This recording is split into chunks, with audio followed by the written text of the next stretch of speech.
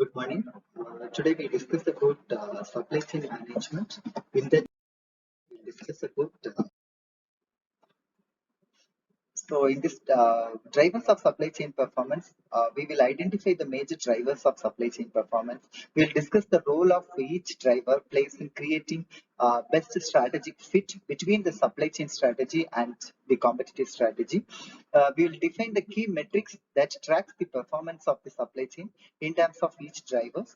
We'll describe the major obstacles that must be overcome to manage a supply chain data successfully. So these are the things we'll discuss. And overall, these are the following drivers we are focusing: facilities, inventory, transportation, information, sourcing, and pricing. So let's see one by one.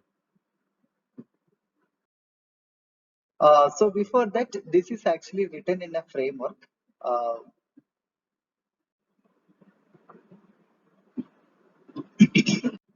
So when we talk about facilities, facilities are actually that physical locations in the supply chain network where product is stored, or we will store it, or assemble it, or fabricate it. So these things happen in some particular real life location, right? So that also come under facilities. The two major types of facilities are production site and storage site, because manufacturing happen in one place and storage may happen in some other place, right? So these are the two places we need to focus. So production site and storage site. Decision regarding the role, location, capacity, and flexibility of facilities have a significant impact on the supply chain's performance. For instance, an auto parts distributor striving for responsiveness could have many warehousing facilities located close to customers, even though this practice reduces efficiency, right? So definitely we need a high efficiency distributor is there, means we can have very few warehouses, because at the end of the day, when a product is required, it should reach the customer on time. That is the real success of um, product, isn't it? Then inventory. So second thing is driver is inventory. So inventory, it encompasses all raw materials, work in progress, and finished goods within the supply chain. Changing inventory policies can dramatically alter the supply chain's efficiency and responsiveness. So for example, let us take a clothing retailer. It can make itself more responsive by stocking large amount of inventory and satisfying customer demand from stock. That is possible. So a large inventory, however, increase the retailer cost. Definitely, we need to get bulk order when we are storing it. Suppose if at all customer lost interest in that product, then what will happen? We will get severe backlash, isn't it? So we need to think about it. Then transportation. Transportation entails moving inventory from point to point in the supply chain. Transportation can take the form of many combinations of modes and routes, each with its own performance characteristics. So transportation choices have a large impact on supply chain responsiveness and efficiency. Let us take one example. A mail order catalog company, it can use a faster mode of transportation such as FedEx um, to ship products, thus making its supply chain more responsiveness, isn't it? So that is one good example. Then information also is a necessary supply chain driver. It consisting of data and analysis concerning facilities, inventory, transportation, cost, price, and customers satisfaction throughout the supply chain. Okay, so information is potentially the biggest driver of performance in the supply chain. Even when we order something in online nowadays, we can able to track the product where it is exactly located, isn't it? Suppose it is the actual product is available in Pune, means it will shows that currently the product is Pune. Now it is transferred to cargo and it reached to the Bangalore hub, and from Bangalore it may reach to Chennai hub. From Chennai hub it will be reached to nearby delivery center. Like that, we can easily trace where exactly the ordered product is there, isn't it? So information play a vital role in the customer satisfaction. Then another one important thing is sourcing. So sourcing is the choice of who will perform a particular supply chain activity, such as production, storage, transportation, or the management of information. So at the strategic level, these decision determines what functions the firm perform and what function the firm outsources. So sourcing decision affects both the responsiveness and efficiency of a supply chain. Let us take a Motorola company. So after Motorola outsourced much of its production to contract manufacturers in China, it saw its efficiency improve further. because when we are tackling with all the details by ourselves, it may take some delay. When we have a trusted outsourcing facility, we can outsource it so that we can get the efficient product at the end of the day. So that is the one of the good scenario in sourcing. So another one drivers is actually pricing. So definitely pricing determines how much a firm that how much a firm will charge for goods and services that it makes available in the supply chain. Because when we when we talk about manufacturing, we have some manufacturing cost, because we need to get the raw material, labor charge, factory rental, EB charge, etc., etc., isn't it? But not only that, after successfully manufacture the product, we need to transport it to the warehouse, from warehouse to distributor to retailer, and at the end of the day, it should reach customer, isn't it? So we need to take all the factors when we are fixing a price for a particular product. Okay, so pricing affects the behavior of the buyer of the good or service. Moreover, it's depend on the competitive products available in the market also, isn't it? Suppose we are pricing too high for a particular product, means nobody will buy it, because the equivalent competitor, he may give with a low price, isn't it? So to avoid that, we need to fix a price very carefully so that we can able to get a success in supply chain. Okay, so and so these are the major supply chain drivers we are focusing. And in this diagram, it just describes the framework for structuring the drivers. Okay, how exactly it is. Because based on the efficiency and responsiveness only, we are taking these drivers into account, so that we are taking the good supply chain decisions. Okay, so that is depicted in this diagram.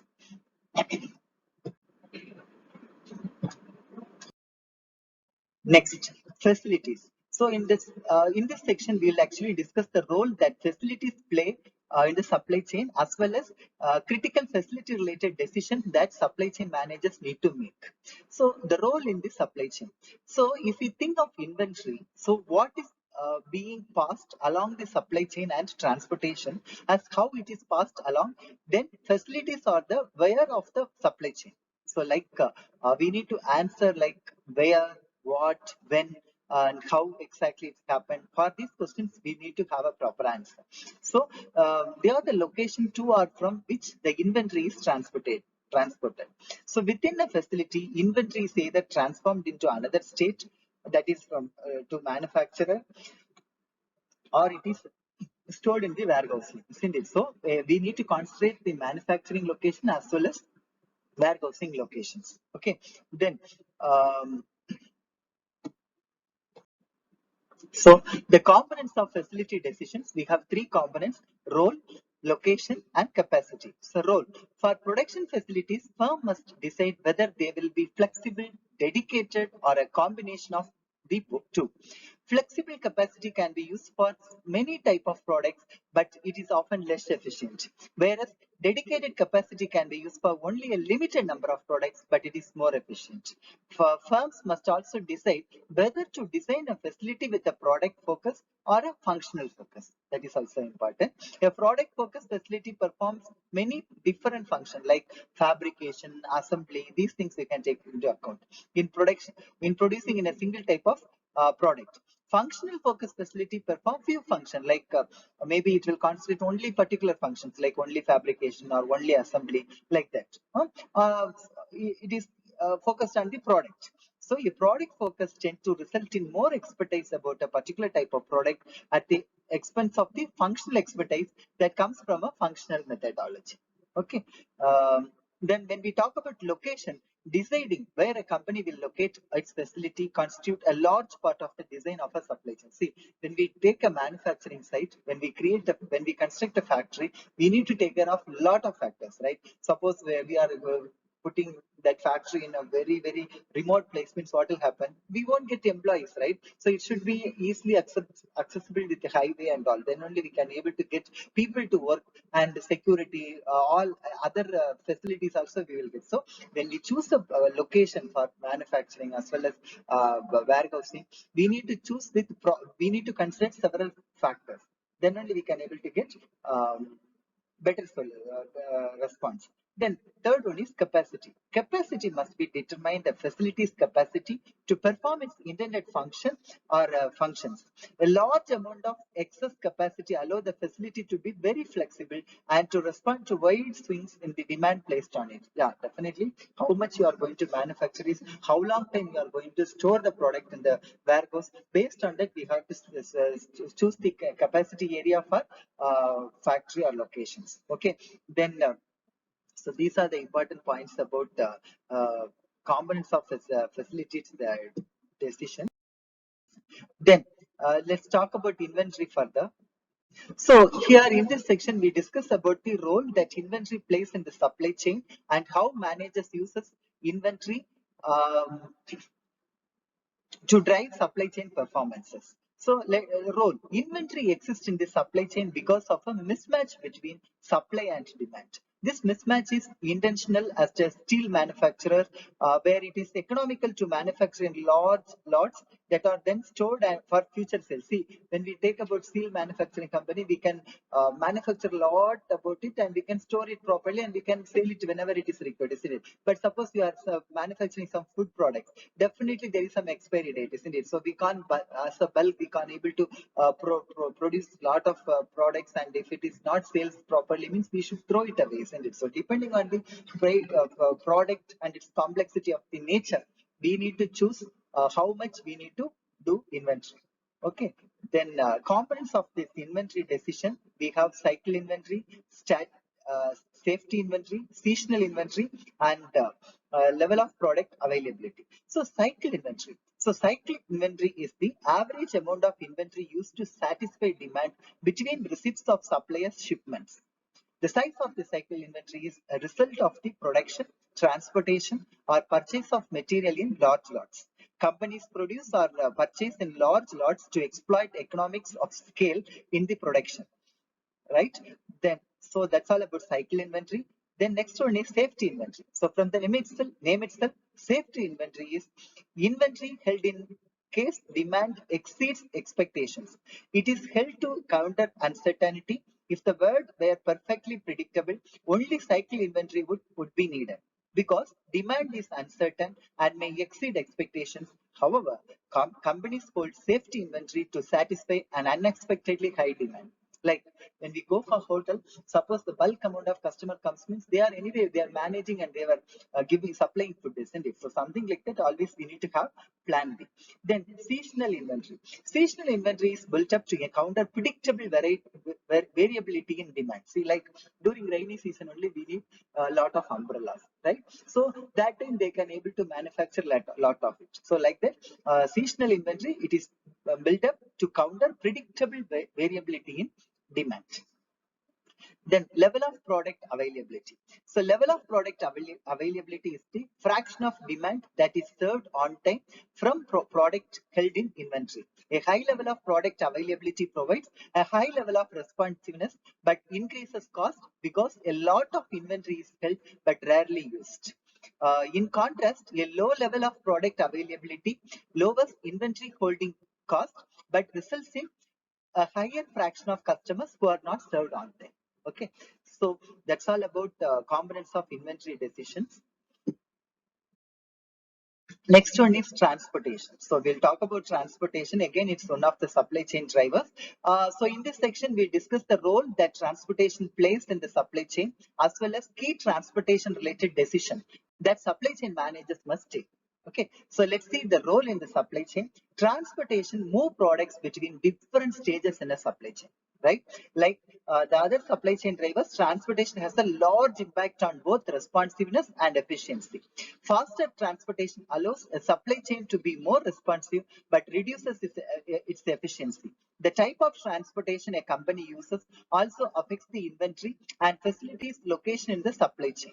Okay, now let's see the components of transportation decision. So we have various components: design of transportation network, choice of transportation mode, transportation related metrics, metrics. So we'll see one by one. Design of transportation network. So design of transportation networks in the sense the transportation network is the collection of transportation modes, locations, and routes along which product can be shipped. A company must decide whether transportation from a supply source will be direct to the demand point or will go through intermediate consolidation points. Design decision also include whether multiple supply or demand points will be included in a single run or not. Finally, companies must also decide on the set of transportation modes that will be used. Okay. Now, choice of transportation mode. That is also very important factor because we need to choose whether we need to transport via air, truck, rail, sea, like that, isn't it? And if pipeline also possible. Nowadays, then gasoline and all, they are taking it into pipeline, right? So we can include pipeline as a mode of transportation. So information goods can be shipped via internet, right? Each mode has different characteristics with respect to the speed, size of shipments, and the nature of the product, cost of shipping, and flexibility that lead companies to choose one particular mode over the other. Okay, so when we talk about the transportation related metrics, we need to concentrate on average inbound transportation cost, average incoming shipment cost, shipment size, average inbound transportation cost per shipment, average outbound transportation cost, average outbound shipment size. Okay, so we'll see the definition of these things one by one. Average inbound transportation cost. It is nothing but it is a measures the cost of bringing product into a facility as a percentage of sales or cost of goods sold. Okay, that is we can measure like amount of product per unit brought into the location.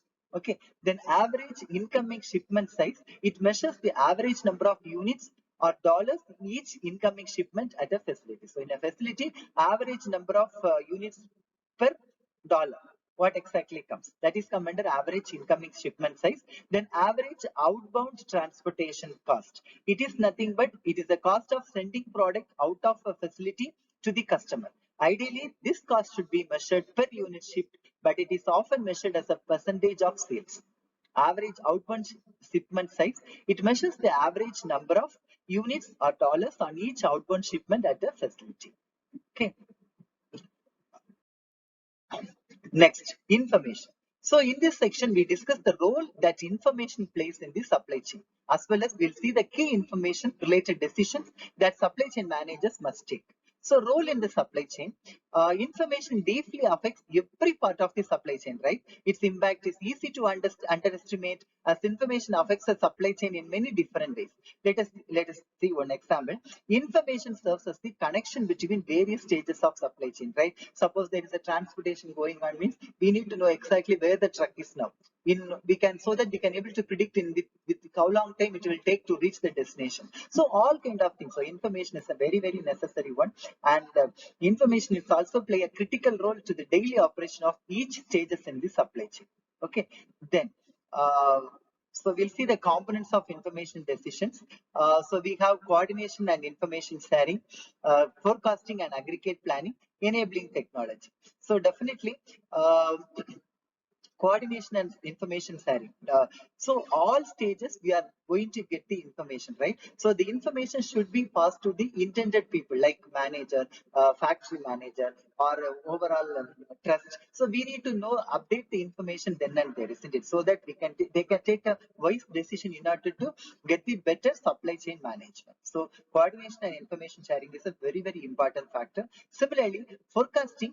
Forecasting is the art and science of making projections about what future demand and conditions will be. So, based on the earlier data, we can able to do some meaningful prediction and meaningful decision making we can take so that we can able to take business to the next level.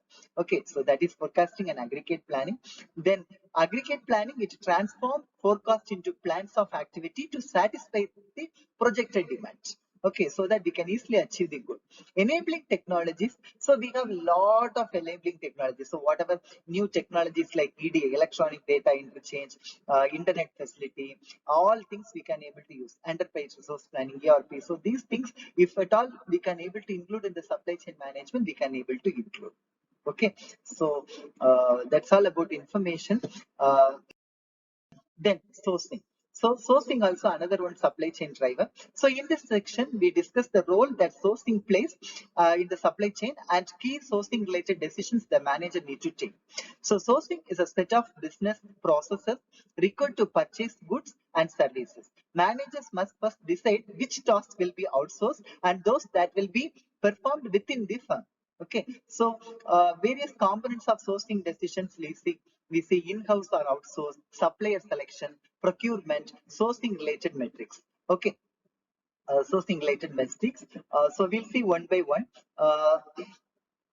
First one is in-house or outsourced. So we need to decide whether we are focusing on doing by own or we are going to give it to the third party. So the most significant sourcing decision for a firm is whether to perform a task in-house or outsource it to a third party. Okay, that's what in-house or outsourcing. Then definitely we need to choose a supplier in a proper way. That is, manager must decide on the number of suppliers they will have for a particular activity. They must then identify the criteria along which suppliers will be evaluated and how they will be selected.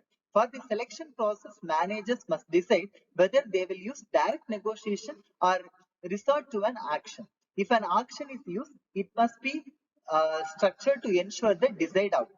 Okay, procurement. So procurement is the process in which the supplier sends product in response to customer orders. Manager must decide on the structure of procurement of direct as well as indirect materials and strategic as well as generic general materials. Okay, then sourcing related metrics. So sourcing related metrics, a manager should track the following sourcing related metrics that influence supply chain performance, like days payable outstanding, average purchase price, range of purchase price. So these kind of decisions we need to take priorly. Supply quality, whether it is a supply quality, then on time delivery, purchase quantity, then supply lead time. So these things they need to focus when we talk about the sourcing related metrics. Okay, then next one is designing the supply chain network. So in this category, we are discussing about the role of distribution in the supply chain, factors influencing distribution network design, design options for a distribution networks. Okay, so these are the separate elaborate topics. We'll see one by one the role of distribution in the supply chain. What is supply chain network design? We need to answer this. Then role of network designs in supply chain. What is distribution management? When we talk about factors influencing distribution network design, the customer needs that are being met, cost of the network or cost incurred in the meeting those needs. Okay, so we'll see in the upcoming slides.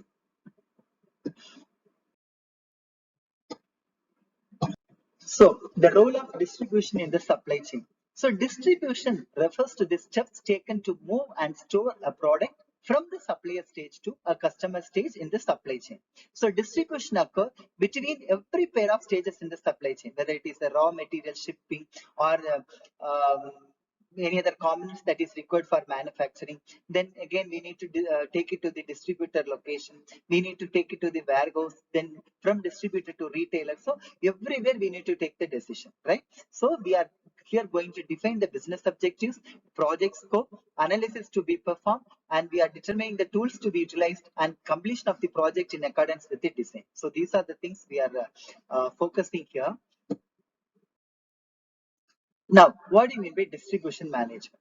Distribution management includes forecasting, transportation, warehousing, and delivery within the large universe of logistics and supply chain management. So, definitely we need to focus on the customer need to be met, cost of meeting those customer needs, right?